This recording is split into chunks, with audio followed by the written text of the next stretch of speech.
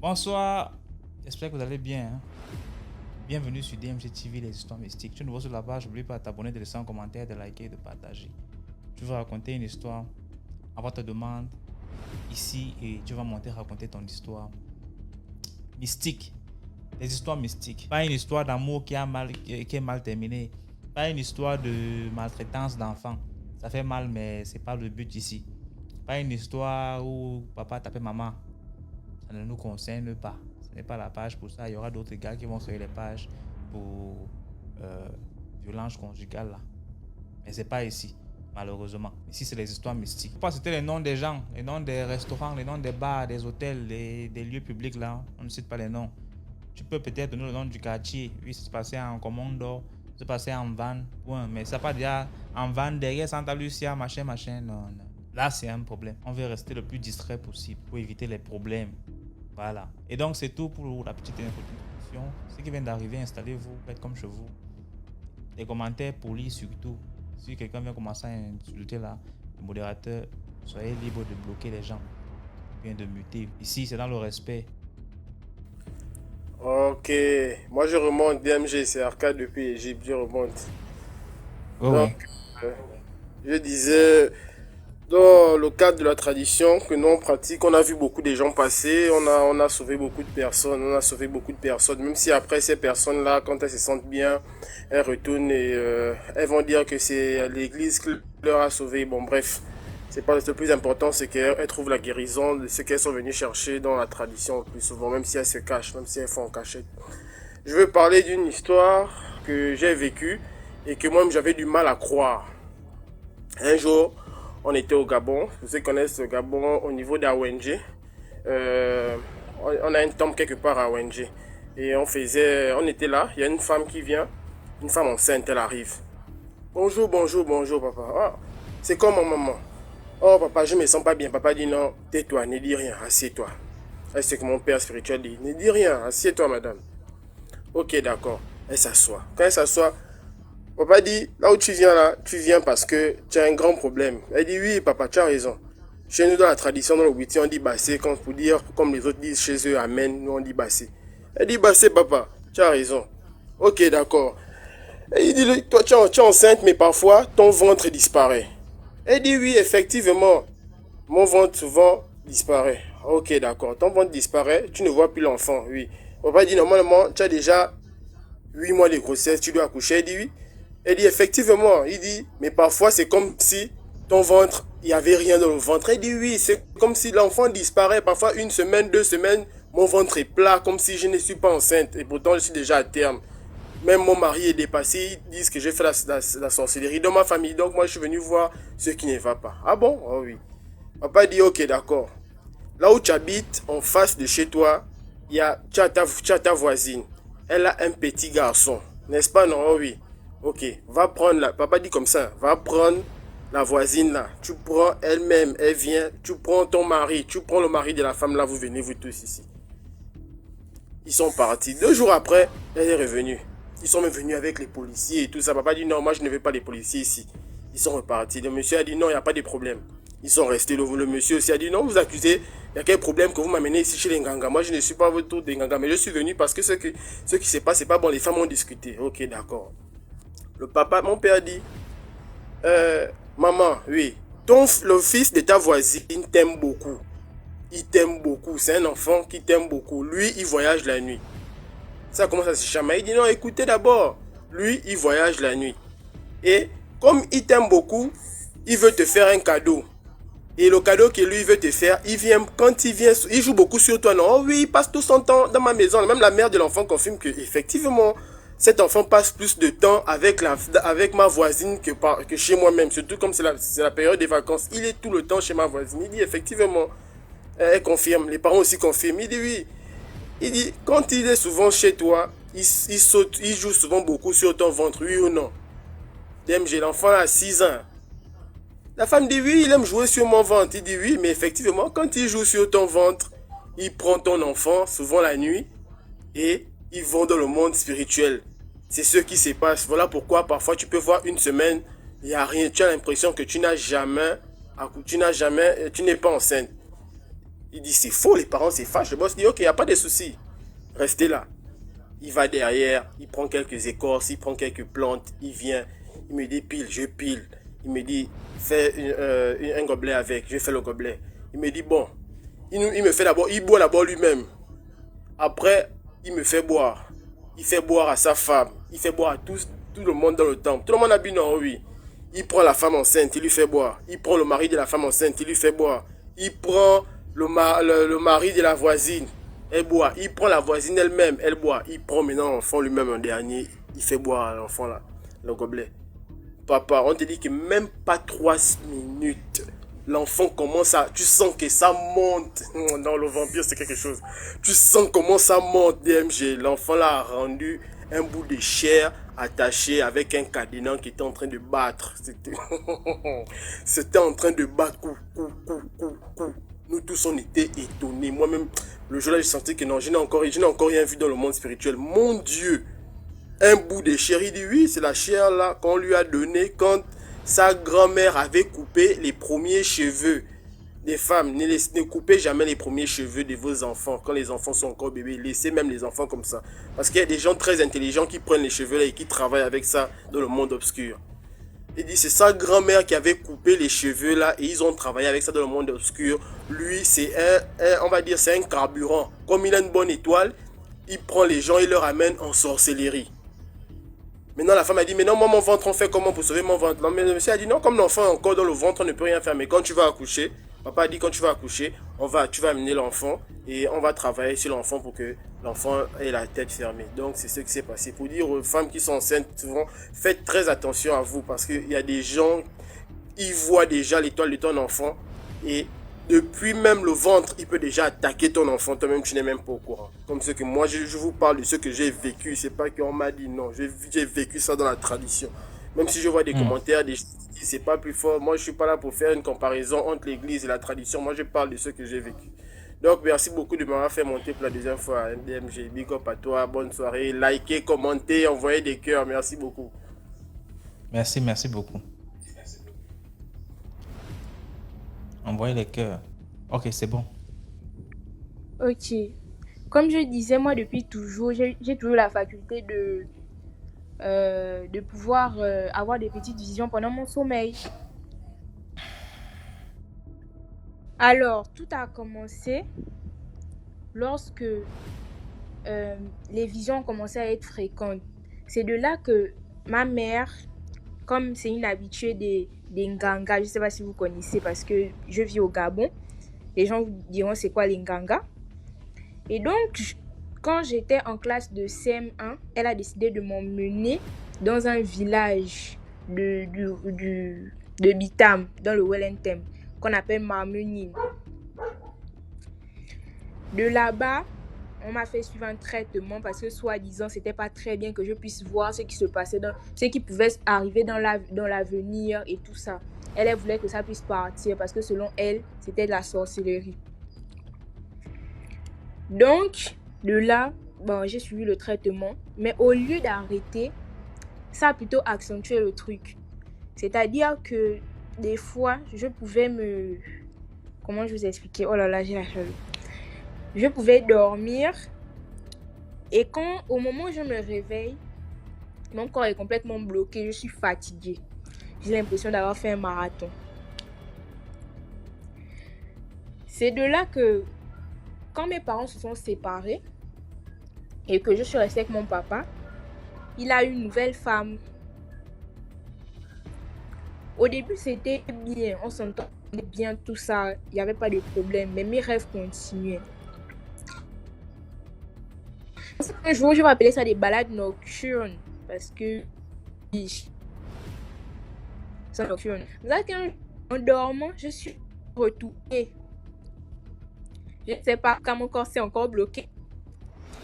Et j'étais en train de marcher dans un couloir. Et comment je vous ai expliqué ça? J'ai vu la femme de mon papa assise avec une espèce de, je sais pas comment je vais appeler ça, voilà, un petit canari. Et elle disait le nom de mon papa, elle disait le nom de mon papa, elle disait le nom de mon papa. Je ne sais pas ce que j'avais en main. En fait, je ne saurais comment vous expliquer. Il y a quelque chose qui a fait du bruit et elle s'est retournée, elle m'a regardée. Et le matin, quand je me suis réveillée, je me suis dit, ah, ça c'est encore un rêve. Ce sont mes rêves comme d'habitude. Donc de là, il n'y aura rien. Là, c'est entre moi-même et mon vampire. Il n'y a rien. Mais je vous assure que depuis le jour où je l'ai vu, je ne sais pas où je l'ai vu, mais depuis le jour où je l'ai vu, c'est devenu la guerre entre nous. Jusqu'à ce que, là, je crois, le mois passé, elle et moi, on a eu un problème. Et j'ai eu à dire, comme ça, dans la colère, que le jour où tu vas encore emmener le nom de mon papa chez un ganga, tu vas rester là-bas parce que moi, je vais te faire rester là-bas. Je vous jure que j'ai senti, en fait, c'est de là que j'ai senti que je l'avais vraiment attrapé. C'est de là que j'ai vu que j'étais vraiment allée là-bas et je l'avais attrapé. Parce que je vous jure que j'ai vu la peur dans ses yeux. C'est comme si elle voulait me demander pardon. Comme si je l'avais attrapé. Je ne sais pas si on va dire que je sors en vampire ou que je suis une sorcière. En tout cas, je suis partie. C'était un peu ça. Merci beaucoup, Angèle, pour l'histoire. Bonsoir, la femme fatale. Bonsoir. J'espère que vous allez bien. Très bien, toi-même. Ça va. Je voulais raconter une petite histoire qu'a vécu ma grande sœur. Voilà. Elle a vécu une histoire un peu bizarre. Elle est une voisine du quartier. Donc, en fait, l'histoire se déroule dans notre quartier. Ma grande sœur avait eu un petit souci avec le chef du quartier. Parce qu'à l'époque, notre chef du quartier, c'était quelqu'un qui est hors de la loi. Il fait ce qu'il voulait au quartier. Personne ne pouvait rien faire. Tu ne pouvais pas aller te plaindre. C'est lui qui semait la zizanie avec les petites filles. Tu ne pouvais pas te plaindre. Il enceintait les pauvres petites filles au quartier. Il détournait les terrains des gens. Une fois tu te plaignais, ça devenait un autre problème. Donc, c'est comme ça que la grande sœur, avec une autre voisine du quartier, avait les mêmes problèmes avec ce monsieur en fait, en question. Donc les deux contre lui. Et le monsieur, puisqu'il était, il avait l'influence, puisqu'il avait des connaissances, et en plus, il était chef du quartier, donc pour lui, on ne va rien lui faire. Il avait des connaissances au niveau du tribunal. Et le monsieur était déterminé en fait, alors que les dames avaient raison, mais le monsieur était déterminé en fait à les enfermer. Il était déterminé à les enfermer. Ils sont allés d'abord à la gendarmerie 1, 2, 3 fois. La gendarmerie les a envoyés au niveau du tribunal. Ils sont allés une fois au tribunal et on devait encore les rappeler pour la deuxième fois. Et du coup, c'est comme ça que ma grande sœur, dans la nuit, elle est en train de dormir. Elle entend un bruit dehors. Elle entend genre... elle entend des folklores, comme on dit, oui, des folklores. Un groupe de personnes qui sont en train de marcher en chantant et en dansant. Elle dit, mais c'est quoi ça? C'est comme ça qu'elle se réveille. Tout ça, c'est dans le rêve. Hein. Elle se réveille dans le rêve. Elle ouvre sa porte, comme elle a le portail et tout. Elle ouvre la grande porte. Donc, elle reste au niveau de son portail. Elle se met là et elle voit un groupe de personnes qui vient en direction de chez elle. En chantant, en dansant, ils avaient des poudres au visage, ils avaient tous leurs instruments avec eux. Mais leur instrument n'avait rien à voir avec celui de la culture gabonaise. Parce qu'entre Africains, chacun a sa culture et les habillements ne sont pas pareils. Elles peuvent être similaires, mais on peut se reconnaître quand même à travers certaines tenues traditionnelles. Donc du coup, quand elle regarde la tenue qu'ils avaient, ça n'avait rien à voir avec une tenue traditionnelle gabonaise. Et quand elle regarde, il y avait le chef qui était devant, il y avait les dames, elles avaient des pagnes au niveau du rein, et puis avec des poudres partout, elle chantait. Et elle demande, arrêtez, vous venez où? Qu'est-ce qu'il y a? Et le monsieur lui dit, non, mais on vient chez toi. Elle dit, mais vous venez chez moi faire quoi? Qui vous envoie chez moi? De quel droit vous permettez de venir chez moi? C'est comme ça, le monsieur lui répond, non, on ne vient pas chez toi, on vient chez toi, c'est parce que c'est le monsieur qui est de l'autre côté qui nous a envoyés chez toi. Et j'ai oublié de vous dire que la voisine en question, elle a son mari. Ils sont mariés, ils ont des enfants, mais son mari, il est béninois. Le mari de la voisine, c'est un béninois et tout.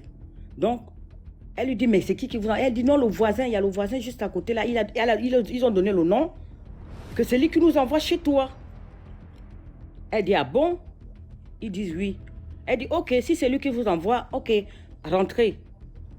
Elle a d'abord demandé, c'est pour faire quoi? Ils ont dit, non, il y a quelque chose, il y a du travail qu'on veut venir faire ici. On a aussi fait chez lui, on doit venir faire ça ici. Puisque vous avez rendez-vous au niveau du tribunal avec votre voisin. Elle a dit, ok, allez-y, rentrez. Ils sont rentrés dans la maison, ils ont fait ce qu'ils avaient à faire. Elle regardait, ils ont mis des trucs, ils ont dansé. Et après, ils sont ressortis, ils ont dit merci. Ils sont partis. Et c'est comme ça qu'elle s'est réveillée dans le rêve. Mais comme c'est quelqu'un qui a la tête ouverte, ça ne la fait pas peur. Elle est déjà habituée à voir les gens, des choses comme ça. Elle parle même parfois avec les esprits et tout, là, comme elle est jumelle. C'est comme ça, le lendemain matin, elle se réveille, tranquille. Elle voit la femme du voisin qui passait. C'est comme ça qu'elle appelle elle interpelle la femme du voisin. Elle dit à la femme du voisin, ton mari, il est là. Et sa femme lui dit, oui, elle est là.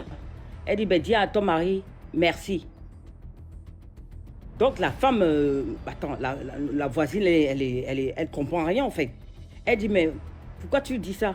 Qu'est-ce qu'il y a? Elle dit, non, dis seulement à ton mari que c'est moi qui lui remercie. Tu lui dis que la voisine et tout, lui dit merci. C'est comme ça qu'elle aussi, elle dit au voisin, à la femme du voisin dit à son mari que, ah, il y a tel qui m'a demandé de te dire merci. Et du coup, le monsieur n'a rien dit, il a souri, et puis c'est fini. Maintenant, c'est comme ça qu'ils sont allés au niveau du tribunal. On les a renvoyés. On a dit qu'allez-y, allez, c'est pas un problème, allez régler ça au quartier. Ils sont allés jusqu'au tribunal, hein, mais il n'y avait rien eu. On les a chassés même au tribunal. On a dit non, allez-y, régler ça au quartier. Ça, c'est pas un problème qu'il faut régler ici au tribunal. Ça, c'est les trucs du quartier. Et c'est comme ça qu'ils sont rentrés au quartier. Et quand ils sont rentrés, même au niveau du tribunal, quand ils se sont vus, elle a vu le voisin, lui a dit merci. En fait, le voisin, lui, il a compris. Il y avait que les deux qui ont compris de quoi il s'agissait, mais le reste n'ont pas compris. Et depuis ce jour jusqu'à aujourd'hui, ils n'ont plus eu de problème. Et à partir de ce jour-là, le monsieur en question, le chef du quartier, il n'est pas su devant la porte, ni devant quand c'est du voisin. Il fait un détour. Parce que dans le quartier, il y a deux routes. Il peut faire le détour au lieu de passer sur la route la plus facile. Donc, c'était un peu ça l'histoire que je voulais raconter. C'est pour dire que quand quelqu'un se dit qu'il est plus fort que les autres, ben, il va croiser quelqu'un de plus fort que lui. Un jour. Voilà, c'est comme ça. Et aujourd'hui, il est devenu quelqu'un, mais je vous assure que il a fait un AVC, il n'est plus rien, il ne sort plus de la maison, il passe son temps que dans la maison, il ne sort plus, il est là, il est devenu l'ombre de lui-même. Tellement il a fait du mal aux gens que personne ne vient lui rendre visite. C'est un peu ça. Merci beaucoup, femme patente. Je ne peux pas sortir en vampire. Moi, j'ai la tête aussi ouverte. Je vois des choses. Je peux voir des fantômes, des esprits. Je peux parler avec eux. Voilà.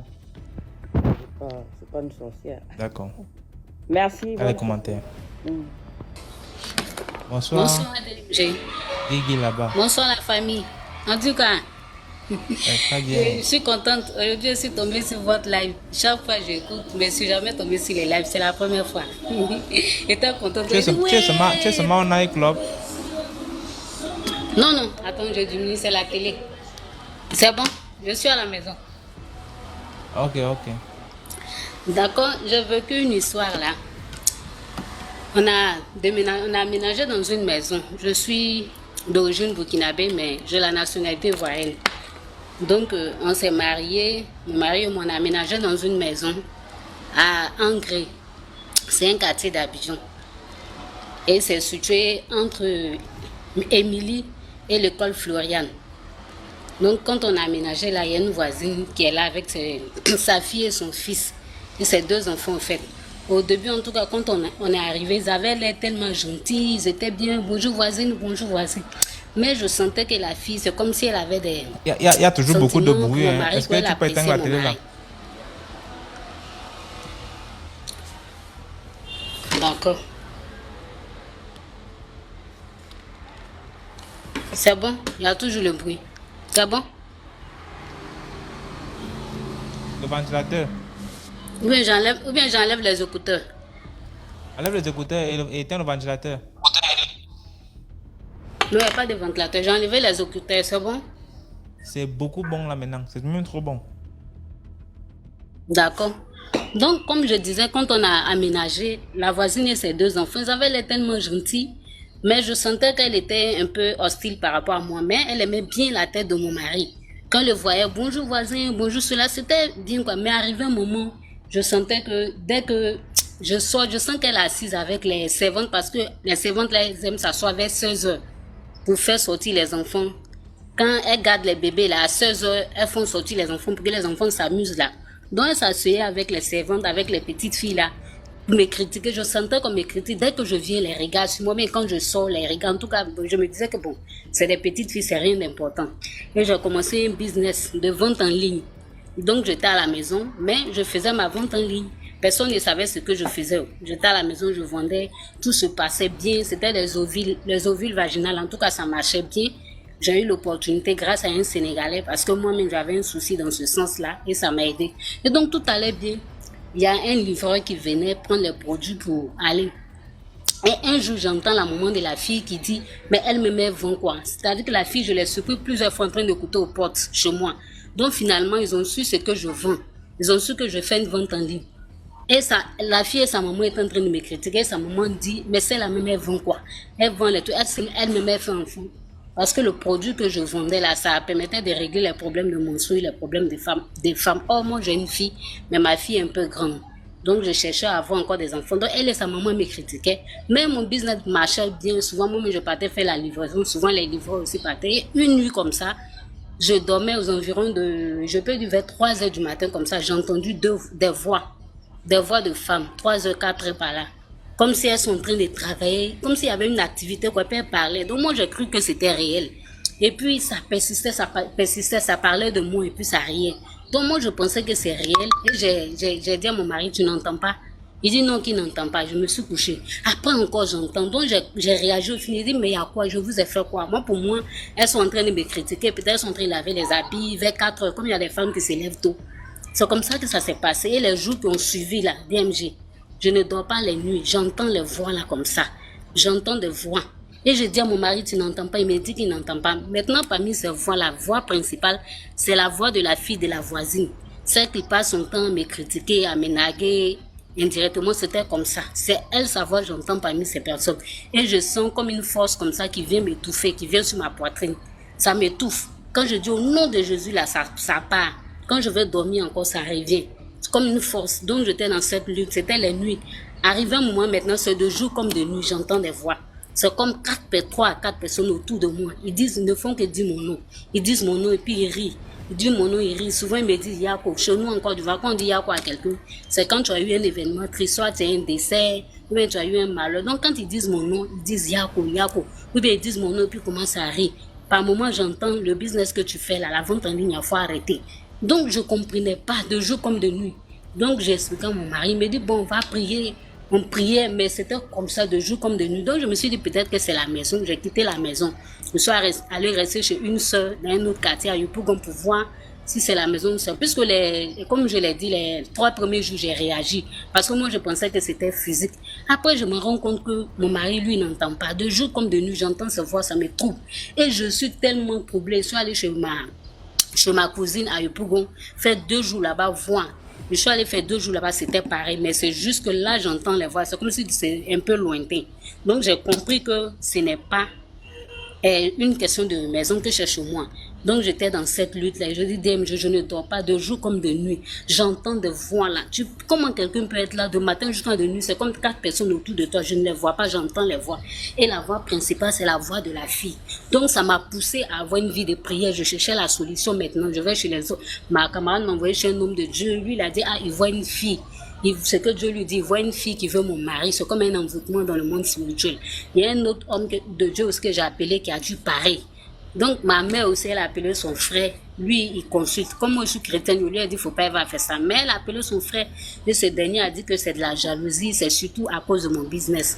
Donc, c'était comme ça, de jour comme de nuit. Je suis troublée, je suis paniquée, je peux rien faire. Arrivé à un moment, je peux rien faire.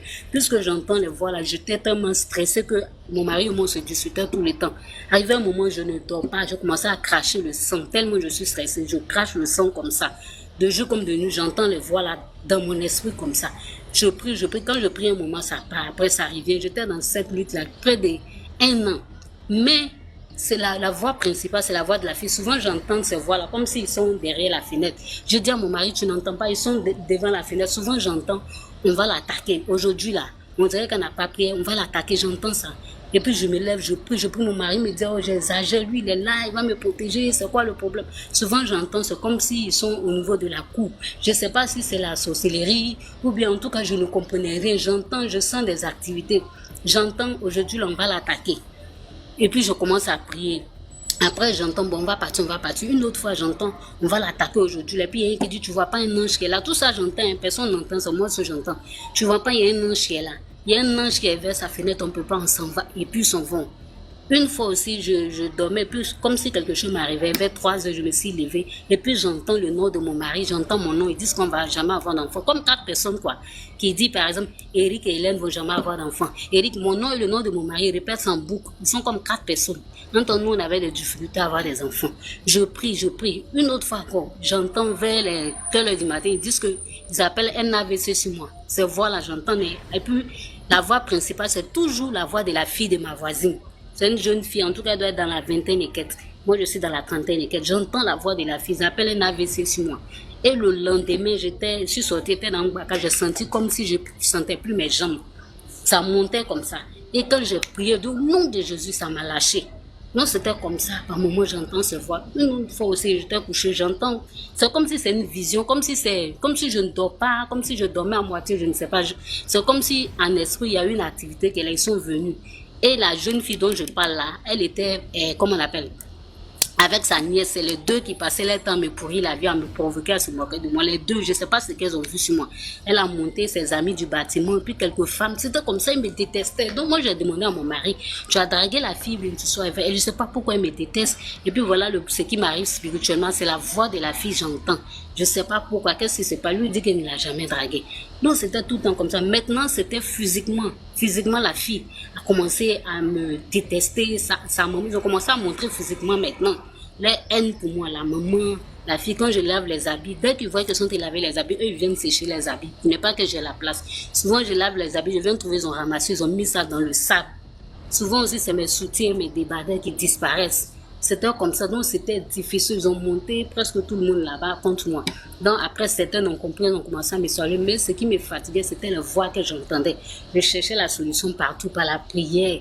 Je rentre ici, je vais voir tel homme de Dieu. C'était comme si il y a un homme de Dieu qui a dit que c'est la folie qu'on veut me donner, que c'est la folie qu'ils veulent te donner, que c'est la sorcellerie qu'ils sont en train de faire sur toi. Donc, la prière, j'ai tout fait pour qu'on puisse déménager. Finalement, on a déménagé de là. Quand je suis venue dans la nouvelle maison où on est là en début d'année, maintenant, ça va, en tout cas, par moment, j'entendais, mais de façon lointaine. Quand je n'ai plus peur, ça ne me stresse plus. Quand je prie seulement, ça part. Maintenant, c'est bon. Donc, c'est le problème que j'ai vécu. Et puis, la fille, elle-même, un jour, je l'ai surpris. Le business que je faisais là, je l'ai surpris dehors, en sortant, je l'ai surpris, elle est en train de... Comme si elle est en train de vendre en ligne à quelqu'un, comme si elle fait la même chose que moi. Parce qu'à arrivé un moment, j'ai vu qu'elle aussi, il y a un livre qui a commencé à venir. Et puis, je sors, je la surprends dehors de la cour, elle est en train de parler du business. C'est que c'est du même produit qu'elle vend. Alors que la fille, une fois ma fille est venue chez moi, ma fille ne m'a pas trouvé. Ma fille est rentrée chez la fille, m'a envoyé un message pour dire qu'elle est là. Donc le numéro de la fille, j'avais. Donc comme je l'ai surpris dehors en train de causer, comme si elle parlait de mon business, j'ai fait exprès, je suis sortie, il y a une vendeuse au quartier. J'ai dit à la fille, à côté de la résidence Émilie, j'ai dit à la fille, que s'il te plaît, ma voisine là, voilà ce qui se passe. Elle me déteste, elle me fatigue, elle a monté des gens contre moi. Et voilà ce qui se passe spirituellement. J'entends des voix, je suis troublée, c'est la voix de la fille, j'entends. Mais aujourd'hui, je l'ai surprise en train de parler comme si elles font le même business que moi. On m'a dit que c'est une histoire de sorcellerie, que c'est par rapport à mon business. Et puis, à cause de mon mari. Donc, s'il te plaît, appelle le numéro là de la fille, parce que ma fille est partie chez elle une fois pour m'attendre. En ce moment, on était en de bonne thème, elle faisait semblant, appelle, puis fais-toi passer pour une cliente. Et la fille a appelé, elle s'est fait passer pour une cliente, comme si elle veut acheter le même produit que moi je vendais. Et la fille a dit effectivement qu'elle vend ça avec sa camarade, que c'est sa camarade qui est en haut qui vend ça. Donc, j'étais dépassée. La femme causait moi, mais j'étais. Et puis elle a dit à la dame, comment tu as eu mon numéro? La dame, c'est une cliente qui m'a donné ton numéro, que je t'ai rappelé. Puis la dame a coupé. Donc vous voyez, c'est-à-dire qu'à cause de simplement une vente en ligne que je faisais, À cause de ça, vous allez me donner, je sais pas, vous voulez me faire du mal dans la sorcellerie, ou bien me donner de la folie. Il y a d'autres qui disent que, j'ai un beau qui dit que c'est un esprit de famille. Il y a quelqu'un qui m'a dit que c'est la sorcellerie, mais ce que moi je ne comprends pas, pourquoi c'est la voix de la fille que j'entendais. Même quand j'ai déménagé, pendant toutes ces voix, c'est la voix de la fille. Et physiquement, la fille me détestait, elle me provoque, elle me nague. Quand je m'habille, elle va me provoquer. Mais quand je suis en train de sortir, sa nièce, elle est au premier, là, elle lance des paroles, puis elle se cache. Ou bien quand je suis au salon, elle peut lancer des injures comme ça. Et puis quand je veux sortir, un coup, elle se cache. La fille me fatigue. Donc je ne sais pas si quelqu'un peut un peu m'expliquer ce que j'ai vécu, pourquoi est-ce que j'entendais ces voix-là de jour comme de nuit. Souvent, j'entends le lendemain, demain matin, on va la provoquer. Et effectivement, quand je me lève comme ça le lendemain, ils vont commencer à me provoquer. Soit elle va me narguer, soit elle va, quand je porte un truc, on peut commencer à rire, comme si tout ça pour me provoquer. Un jour, elle et moi, on a eu des altercations. Donc, ce que je veux comprendre, pourquoi est-ce qu'un esprit de famille peut prendre la voix de la fille? Pourquoi c'est la voix de la fille que j'entendais, puis le comportement de la fille, sa nièce et sa maman, comme si moi je leur ai fait quelque chose, elle me détestait. Si quelqu'un peut m'expliquer si c'est déjà arrivé à quelqu'un, c'est quoi? C'est de la sorcellerie, c'est un envoûtement, je ne sais pas. Non, c'est ce que j'ai vécu. Maintenant, j'ai déménagé. Voilà, au début, j'entendais encore un peu, mais maintenant, par la grâce de Dieu, ça va avec la prière. Non, c'est ce que j'ai vécu, c'est mon histoire qui est là. Voilà, je voulais partager ça avec vous. Merci beaucoup pour l'histoire. Au revoir. Dans les commentaires. D'accord. Bonsoir. DMG. Ok. Comment tu vas? Oui, ça va très bien chez vous. Bien, je vais... Vous m'entendez? Oui. Ok. J'ai une histoire à raconter. Voilà, c'est mon ami qui m'a raconté l'histoire, mais ça me concernait aussi en partie. Voilà, c'était puisque l'ami en question, lui, il faisait le broutage. Je suis ivoirien, je suis de la Côte d'Ivoire. Voilà, donc l'ami, lui et moi, on était très proches au quartier. Voilà, on faisait pratiquement tout ensemble. Donc c'est comme ça, il m'a dit, un jour il est venu me voir, il me dit, bon, tu vas m'accompagner dans une petite ville là. Voilà, c'est à 28 km d'Abidjan. Voilà, c'est une petite ville là. Après la ville, il y a un petit village là. Il devait l'accompagner là-bas, il va aller, comment dire, basser son blanc, c'est-à-dire faire des pratiques mystiques sur son blanc pour que son blanc puisse lui donner de l'argent. J'ai dit, ok, il n'y a pas de problème. Donc, c'est comme ça, je l'accompagne arriver là-bas. Et le vieux en question lui dit d'acheter certains trucs pour les rituels et tout. Donc, l'ami, il achète tout, et puis bon, il apporte ça au vieux. On va ensemble, il donne au vieux. Et par la suite, le vieux lui dit, bon, quand de rentrer, il va faire le travail et tout. Et quand le vieux a fait le travail, il lui a dit qu'il a donné un certain nombre de temps, qu'après cela, il doit demander de l'argent au blanc. Mais il a fait ça, ça n'a pas marché. Allô? Mr. Gay. C'est comme ça. Oui, allô? ton micro était bloqué. Vous m'entendez? Oui, c'est bon maintenant. Voilà. Moi, je faisais que l'accompagner seulement. Et après ça, le vieux lui a dit bon, quand c'est comme ça, puisque après ça, par la suite, le blanc l'a bloqué, le blanc n'a plus donné de suite. Voilà, donc le petit il était découragé, mon ami en question, et arrivé là-bas, le blanc lui a donné une autre solution pour dire que bon, comme c'est gâté, je vais faire un autre travail pour toi. Mon ami dit ok, il n'y a pas de souci. Donc le vieux lui a proposé de faire ce qu'on appelle le bidou magique, portefeuille magique. Donc mon ami a dit ok, il n'y a pas de problème. Il a demandé s'il y a des conséquences et tout. Le vieux a dit non, qu'il n'y a pas de conséquences. Donc c'est comme ça, bon. Toujours moi je l'accompagnais. Donc après le vieux a dit d'acheter portefeuille, faire les trucs, les ingrédients pour le rituel et tout. Mon ami a fait tout ça. On est parti encore. Je suis resté dehors, il est rentré derrière le vieux. Ils ont fini, on est ressorti et on est venu. Le délai qu'il a donné à mon ami encore pour faire, ça n'a pas marché encore. Donc mon ami est venu me voir, il était très fâché. Il dit bon, allons, on partit voir le vieux là, que le vieux la foutaise. Qui encore moi-même, genre, c'est plus de 2 fois il a fait pour mon blanc, il a gâté mon blanc. Aujourd'hui encore, fait le truc encore, ça marche pas encore. Le vieux c'est fou de moi, c'est un voleur, il a fait mon argent. Donc arrivé là-bas, il sait pas qu'est-ce qu'ils se sont dit là-bas encore. Mon ami est sorti tout découragé, triste. Moi je n'ai pas voulu lui demander ce qui se passe. Donc mon ami dit tiens, allons-y. Le vieux c'est un menteur, on va le laisser comme ça. Donc, c'est passé. Par la suite, au quartier, moi j'ai changé de quartier, je suis allé dans un autre quartier. Donc, lui et moi, on n'était plus trop proches comme ça. Chacun vivait, on s'appelait de temps en temps et tout, on se voyait, mais rarement. Donc, c'est comme ça un jour, lui, j'ai fait quelques potes là-bas dans le milieu, dans le milieu du broutage. Donc, un jour, je viens le voir et il m'explique, il me dit que non, voilà ce que j'ai vécu, hein. Il t'expliqué. Il dit, bon, vas-y. Il me dit que il a eu deux amis dans le mouvement là. Donc, ils ont proposé, eux-mêmes, ils ont décidé d'aller voir un vieux vers le nord du pays pour faire médicaments d'argent. Mais il n'a pas précisé quel genre de médicaments, mais c'est que c'est un médicament pour avoir l'argent. Il dit, ah bon, ok. Donc, je l'écoute, il me dit que non, ils sont allés voir le vieux. Le vieux leur a dit non, que il va faire un travail pour eux. Les trois, ils vont avoir l'argent, qu'ils seront très riches. Mais il y a des trucs rituels à faire et tout et tout. Tout ce qu'il leur a demandé, ils ont apporté. Donc, le vieux a fini de faire le travail tout et tout. Et il leur a dit, je vous partage ces pièces de 10 francs là. Vous rentrez à Abidjan. Mais dès que vous arrivez à Abidjan, les pièces de 10 francs, vous devez les partager, c'est-à-dire aux enfants moins de 10 ans, aux garçons. Pas aux filles, mais aux garçons, dans votre secteur, le quartier où vous habitez. Voilà, mais avant de donner ces pièces de 10 francs là, vous devez dormir dans un cimetière. Et le lendemain, par la suite, vous allez remettre les pièces de 10 francs. Donc, ils sont arrivés à Abidjan. On cherchait un cimetière où ils devaient aller. Le jour maintenant, la nuit, il devait partir maintenant. Mon ami en question, lui, il avait peur. Il a dit à ses gars que, vraiment, ça là, moi, j'ai trop peur, mais pas m'aventurer dans ça. Ça fait trop peur. Comment aller dormir dans le cimetière, tout ça là? Tiens, on connaît tous, ça fait des cimetières, c'est trop bizarre, ça fait peur. Les deux amis disent qu'eux, ils vont continuer. Lui dit que non, lui, il ne peut plus continuer. Donc, c'est comme ça, lui, il est resté. Mais néanmoins, le lendemain, il a donné la pièce de 10 francs à un petit du quartier. Un garçon, c'est-à-dire l'ami de son petit frère. Et il a donné, il a oublié. 2 jours après, il constate que le petit, que non, il voit le petit, il a fait un accident, et son bras est cassé, il y a plate sur son bras, tout ça. Donc lui, il s'est souvenu, parce que le vieux avait dit que quand vous allez remettre les pièces de 10 francs, vous allez constater que par la suite, il y a quelque chose qui s'est passé. Et c'est après ça que vous allez avoir l'argent.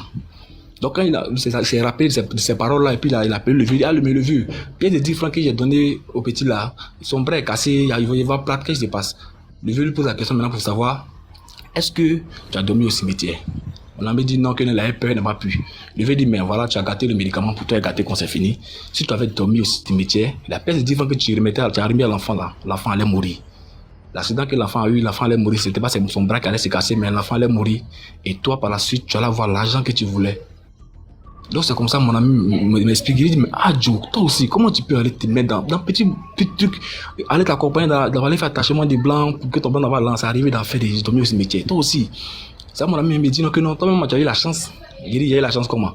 En quoi moi ça me concerne ça? Il dit, non, mais quand tu m'accompagnais, toujours pour aller faire un truc dans le vieux, pour aller voir le vieux là. Le vieux m'a proposé de te donner, de te sacrifier toi, mon ami qui est venu m'accompagner. Il dit, mais et ton ami qui est dehors là-bas, tu peux pas le donner? Mais il dit, c'est pas pourquoi, mais c'est pas qu'est-ce qu'il a pris, mais il a beaucoup réfléchi sur le sang jusqu'à après, bon, puis quelque chose lui a dit de ne pas faire ça. Et moi, entre-temps aussi, il peut dire qu'il était livré à moi-même, je partais pas à l'église, je n'avais pas de protection pour dire, j'ai fétiche, ni rien, j'étais vide, puis comme ça, puis j'ai marché, bon. C'est pas peut-être, c'est Dieu qui a touché le cœur de mon ami là, sur le coup, puis mon ami n'a pas accepté. Si mon ami, il avait accepté de faire cela, peut-être que c'est moi qui allais te sacrifier, puis il allait avoir toute la gloire qu'il voulait.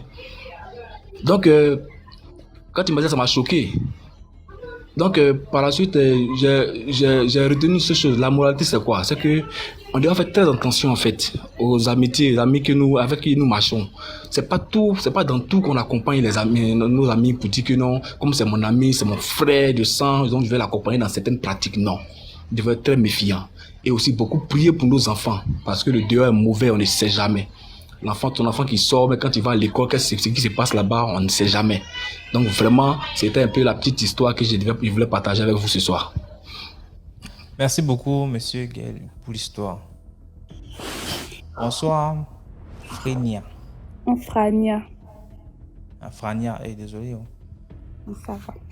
J'espère que tout le monde se porte bien. Du coup, je vais vous raconter une petite longue histoire. Une petite longue histoire. Bon, c'est compliqué. Hein? Moyenne. Donc, ça s'est passé pendant les grandes vacances. Nous, on était partis au village pour faire les 10 ans de décès de mon grand-père. Il y avait toute la famille, les belles familles, vous voyez un peu le décor. Tout se passait bien. Nous, notre maison, c'est la maison où les gens ont quand même bien réussi leur vie. Tout le monde apprend, chacun a le travail, mène sa petite vie tranquille. Oui, petite longue histoire.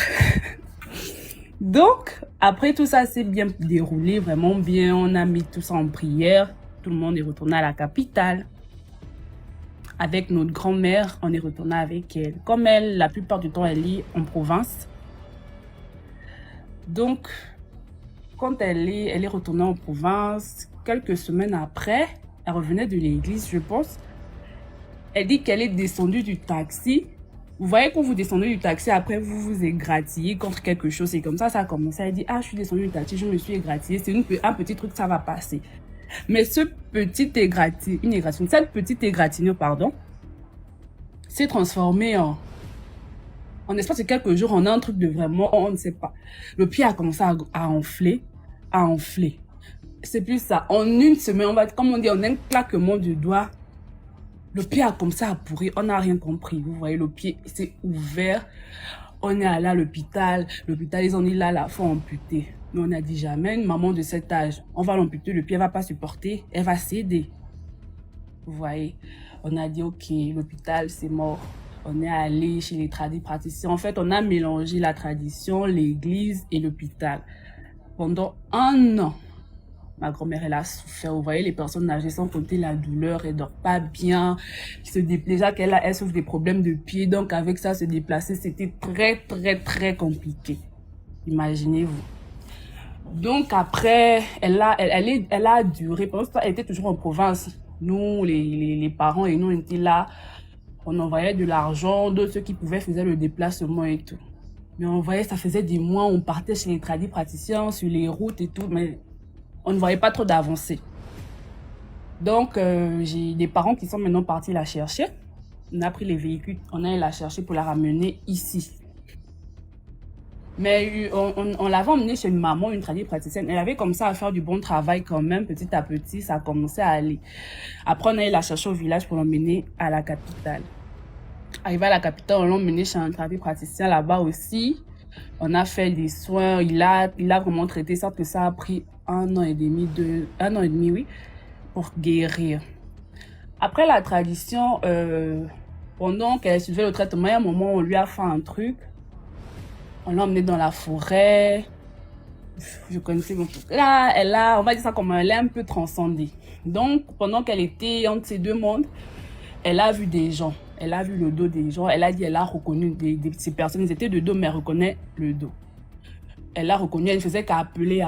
Il ne se retournait pas. C'est une de ses belles-sœurs où elle est en mariage qui s'est retournée. Je ne sais pas, ils se sont dit quoi. Elle ne nous a pas dit. Elle a vu son père. Parce que mon arrière-grand-père, il était un guérisseur. Donc, il lui a dit, tu ne vas pas mourir. Ce ne sont pas ces choses qui vont te tuer. Tu vas guérir.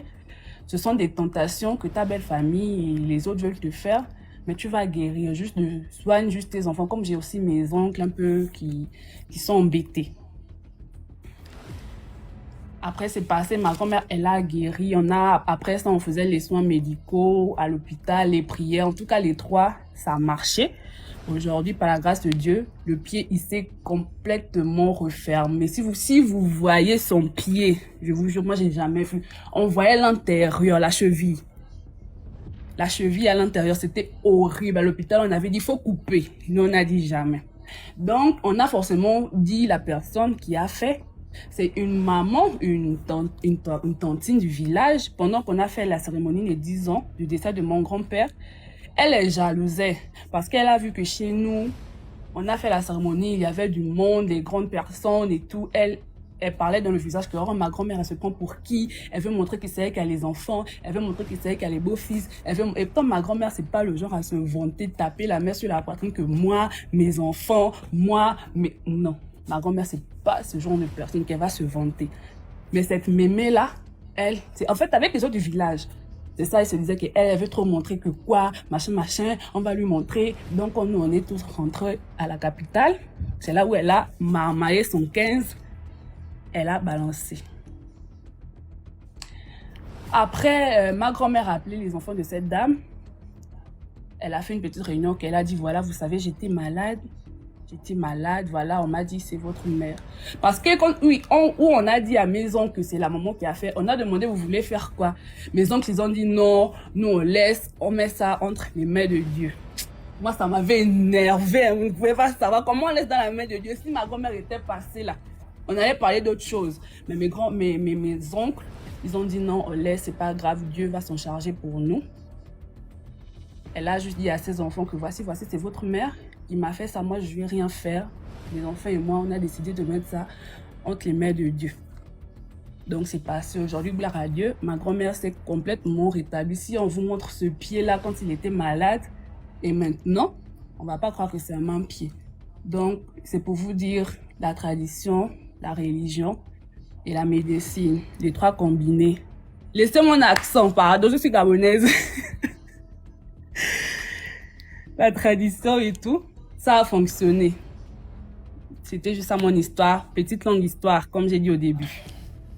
Merci beaucoup pour la petite longue histoire. C'est parce que j'habite plus au Gabon, donc quand tu n'es plus sur le territoire, l'accent part un peu. Merci, bonne soirée. D'accord. Bonne soirée à toi. Bonsoir, Chancela. Au fait, je monte juste pour faire un petit témoignage. C'est juste une petite histoire. Mais j'ai été sauvée d'un incendie par un songe que j'avais fait à la veille, au fait. Qu'est-ce qui s'était passé? J'ai une ménagère qui nettoie la maison. Et dans ce jour-là, elle a nettoyé, elle est partie.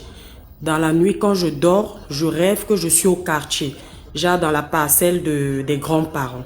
Et il y a eu donc, genre, après une maison qui séparait, il y avait une deuxième maison à côté qui avait pris feu.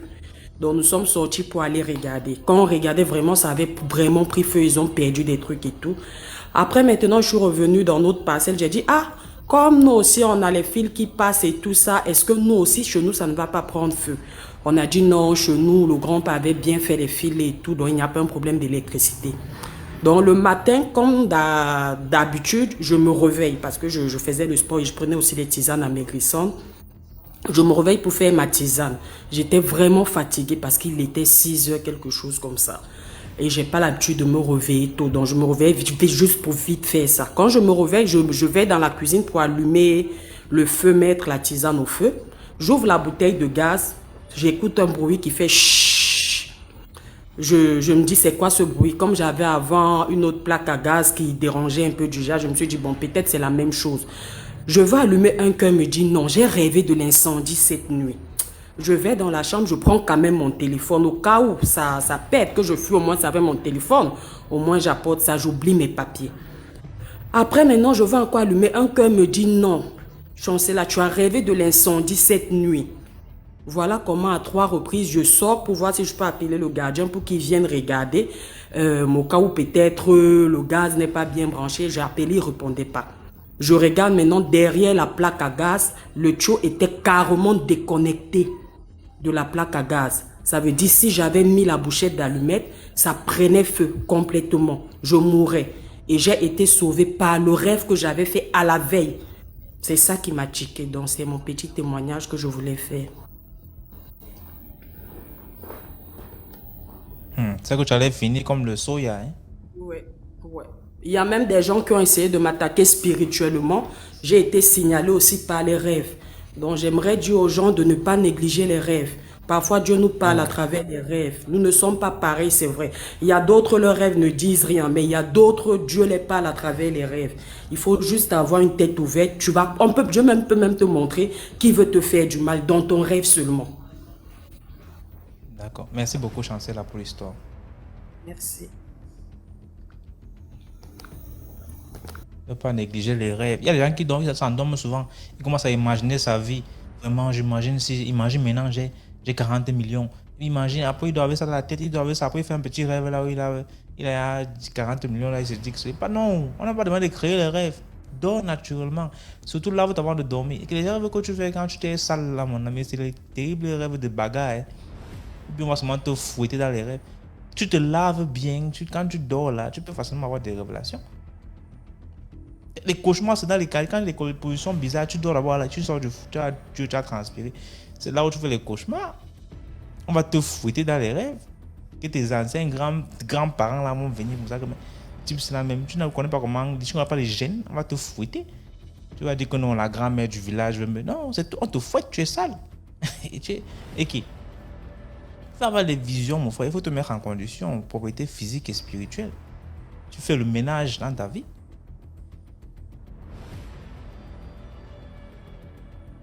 Tu es là, tu vas te marcher fort. Moi, j'ai jamais eu de couche de nuit. Il y a d'abord quelle femme spirituelle qui va venir vers toi. Tu es d'abord sale.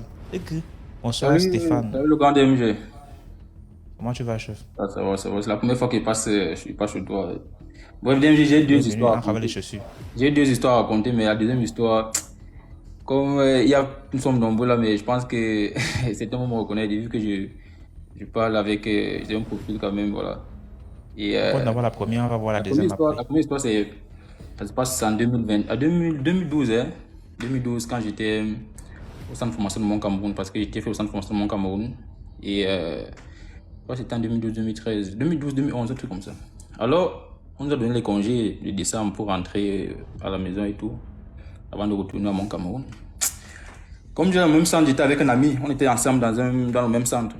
On était très proches, presque le même quartier. Et on nous avait donné un programme d'entraînement, tu vois, un peu, qu'on devait faire chaque fois pour garder la forme, quoi. Alors, moi, je disais, dis donc, moi, je m'en foutais, je ne faisais rien. Maintenant, quand il restait quoi, peut-être il y a 5 jours pour retourner au centre, à côté de chez moi, il y a un stade, l'école de poste. Je ne sais pas si tu connais DMG, je suis un gars de Yaoundé. Le stade, l'université de l'école de poste. Alors, mon ami lui s'entraînait, moi je ne m'entraînais pas. Hein. Quand il restait là 5 jours comme ça, il dit bon, ok, il faut que je remette un peu en forme et tout avant de repartir. Alors j'ai demandé à mon ami Alex on va aller s'entraîner aux environs le matin très tôt parce qu'il ne voulait pas m'entraîner quand peut-être les gens voulaient m'entraîner, tu vois un peu. Tu vois, le pro du quartier, tu vois, je ne voulais pas faire déjà les gens. Alors j'ai dit à mon ami que bon, il faut qu'on programme l'entraînement le matin très tôt, même 4 h du matin et tout. Mais j'ai dit ok, bon, quand c'est le matin, tu m'appelles tranquille, on se retrouve au stade. DMG.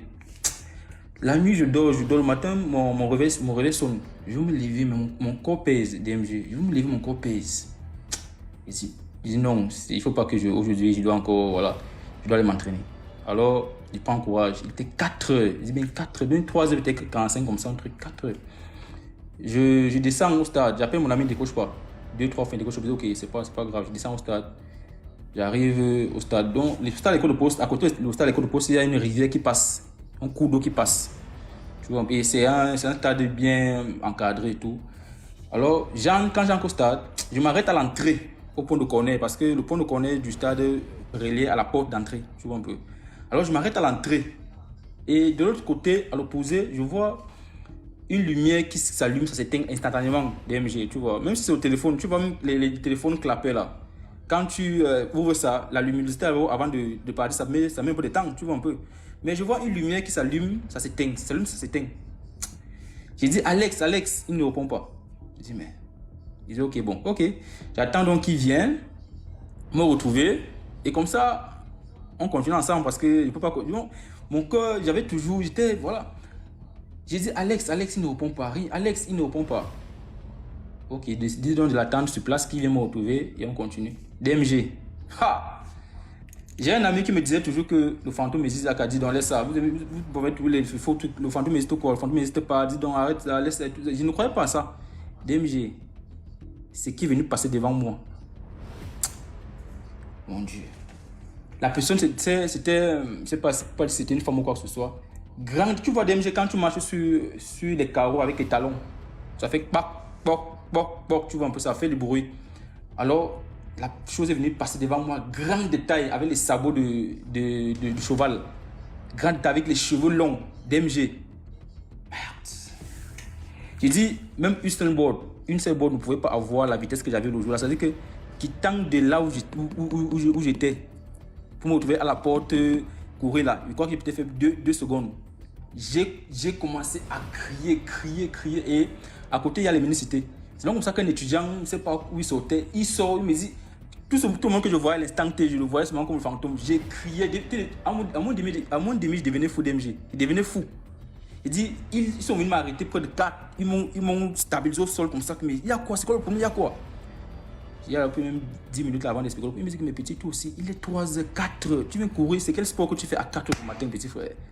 Tu fais quel sport à 4h du matin au stade? Il y a une rivière encore, il y a dans un endroit là où il y a un coup d'eau. Tu vois un peu? Tout ça parce que vous voulez jouer les pros, que non, le pro travaille tôt, tu vois. Pourtant, je ne jouais que à mon Cameroun. Hein. J'imagine un peu la folie parce que voilà, tu n'es pas encore en bain. Mais tu joues à mon Cameroun, tu veux jouer les pros, que tu travailles tout le matin. Tu veux voir que les gars te voient et tout et tout. Donc, ça, c'était la première histoire et c'est là où j'ai cru vraiment que le truc existe. Mais la deuxième histoire, c'est. J'ai peur de raconter ça, mais je vais quand même m'engager à raconter. Bien, j'ai joué dans un pays en 2016, dans un pays. Le pays là a fait mal contre à la CAN Cameroun. Je ne vais pas dire le nom, mais je vais juste donner des indices. Où on a dit que le Cameroun a fait le trucage là, qu'on a arrêté 8 jours, c'est 12 jours et tout ça là. Donc vous allez reconnaître. Alors, j'ai joué là-bas en 2016. DMG. J'ai joué dans le plus grand club du pays. Le plus grand club du pays, hein. Ça veut dire qu'on dit comme Coton sur le Garo. DMG, c'est là où j'ai compris que le football qu'on joue là, ce n'est pas seulement. Le dernier niveau du football, c'est au stade. C'est une vérité. Et je m'excuse peut-être parce que peut-être beaucoup vont me reconnaître là-dedans. Et ceux qui sont là, ceux qui suivent peut-être, tu as quelqu'un de très suivi, ça veut dire que ceux qui suivent sont là et ils vont peut-être me reconnaître. Alors, DMG, on devait aller jouer, on devait se qualifier pour c'était la CAF, la Champions League africaine. On devait jouer les préliminaires de la Champions League africaine. Il nous fallait un match. DMG. Ha! C'est là où j'ai compris que le football, le dernier niveau du football, ce n'est qu'au sol. Ce n'est que voilà, tout le football se joue dans la nuit. Alors on dit d'abord mise au vert, on va aller dormir chez le président et tout. Après, aux environs de minuit comme ça, on amène la voiture, on demande d'entrer nous tous et on s'en va, on ne sait pas où on nous amène. On nous amène dans un endroit là et tout, c'est à côté du cimetière. DMG. Je ne pouvais pas, sincèrement, je ne pouvais pas refuser. Parce que il y a d'abord, on m'a payé un peu, on m'a un peu pris cher, tu vois un peu. Donc du coup, j'étais un peu, comme on m'a dit, cadre de l'équipe. C'est-à-dire que, pas cadre, mais j'avais quand même la cote dans l'équipe, tu vois un peu. J'étais parmi les joueurs quand même que, voilà, parce qu'on me payait quand même bien et tout. On nous amène à côté de la maison et tout. On voit deux gens entrer. Avec des trucs et tout, on commence à nous faire des trucs et tout ça là. Après on dit bon, on remet chacun une nappe. Tu vois les nappes où les gars pris là, non, les musulmans pris là. On nous remet ça, on dit les gars, demain on doit gagner. Et la condition de ça, c'était que si on perdait, il y avait un supporter de l'équipe phare, donc du groupe des supporters qui allait partir, tu vois un peu. Et DMG, c'est ma première fois, ma toute première fois de dormir là-bas. J'ai dormi là-bas, DMG. On nous a lavé avec des trucs, voilà, et tout. DMG, le lendemain, au match, premier mi-temps, 4-0. Il dit premier mi-temps, 4-0 DMG.